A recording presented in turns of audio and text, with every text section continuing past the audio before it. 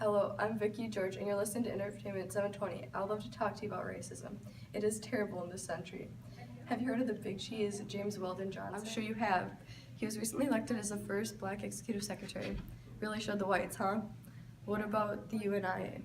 The UNIA is the largest secular organization in African American history so far. Garvey, the leader in the black nationalist movement, applied the economic ideas of Pan-Africanists to the immense resources available in urban centers.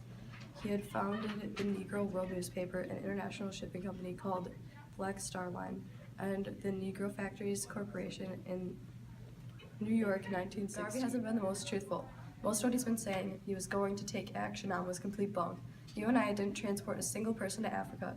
Its influence reached multitudes on both sides of the Atlantic and proved to be forerunner of black nationalism, which emerged in the U.S. after World War II. Garvey gypped the mail industry. He was indicted for mail fraud by the U.S. Justice Department in 1923. He spent 2 years in prison before being deported to Jamaica. At least the blacks can finally get some spiffy justice for all the lies and hard times they've had to go through. Thank you, Vicky George, for showing us a dark and brutal side of the Roaring Twenties. Now on to the positives. Hello, I'm Virginia Swanky on Entertainment 720, and today I'll be discussing aviation and the radio of the Roaring Twenties. Both planes and radios took off during this decade. This time exposed several big cheeses and new ideas to the American culture.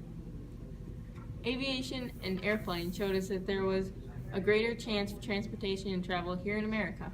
On February 22nd, 1920, the first transcontinental mail service flight from San Francisco to New York was accomplished. It took only 34 hours, which is 3 days shorter than the average train delivery. This decade also exposed new celebrities like Amelia Earhart and Charles Lindbergh. On May 20th, 1927, Lindbergh took off on his first ever solo non-stop flight across the Atlantic. Earhart made fame by becoming the first female to cross the Atlantic in June of 1928. Radios are also playing a major role changing American lives by bringing friends and families closer together. All electric radios were introduced to the mass market in the early 20s. The average cost is currently $150, and just by 1922, the U.S. had over 600 stations across the nation.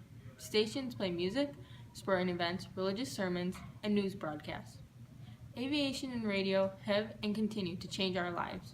They each, in their own way, put a whole new spin on how we see and hear our great nation and the entire world. Next up is Veronica Bryan with the sports update. I'm Veronica Bryan, reporting to you on a hot and bopping topic of your favorite sport of baseball.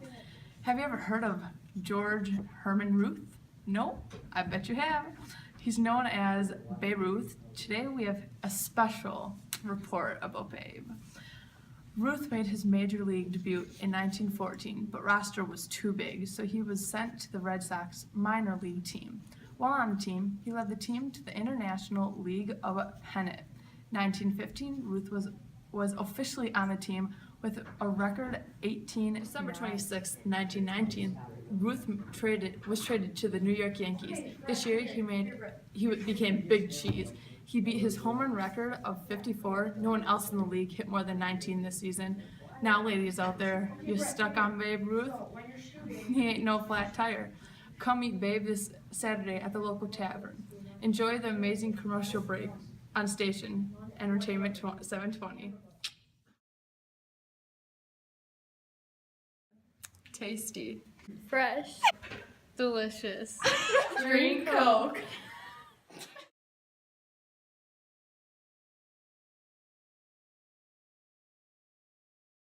Welcome back, it's Miriam Prankray, and just today I'm going to take you to Jazz Age of running 1920. Great Depression just ended and Jazz Age was born. Jazz came fusion of African and European music and also played an important part in cultural changes in that period, but also was famous in big cities like New York City, Chicago and Kansas City, while in New Orleans, jazz gained influence from carol, ragtime and most importantly blues music. Jazz was mostly open to young people who want to express themselves and let loose. Younger generation just loved jazz and the freedom they felt on the dance floor. But jazz began to get a bad reputation as being immoral in some older people's eyes. This object to jazz music very vulgarity and depravity. Represented people's desire to be free and desire to have fun.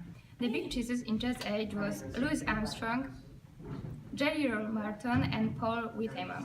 Jazz was a wonderful period in the early 1920s. People loved to dance and having fun. Really popular dance was a Charleston, and also women played a really important role in that period. But Hazel Ann tell you more about that. Thanks, Marlon. Hi, my name is Hazel Ann, and I am reporting from Entertainment 720. And today I'm discussing about the changing roles of women today. Due to the 19th Amendment coming into play and women having the finally right to vote, some civilians aren't even happy and excited about this amendment. Women can finally vote and have the ability to do more things than they did before. Everyone should be celebrated. Women can do more than they did before and get out of the house, such as dancing at clubs with new dresses, dresses that come up to women's knees, no more dresses down to the floor. A lot of women are now cutting their hair from super long to anything shorter than shoulder. Women are changing with the war ending as well. Most are starting to begin a steady job outside of working in their home all day. With all these new inventions, the women are working at home, are able to save more sweat while different machines do things for her. A couple of new inventions that came out are the vacuum, washing machine, and iron. The world is not based upon just men. Women are a part of this world too. Thanks for listening into the Entertainment 20. We will tune in you soon.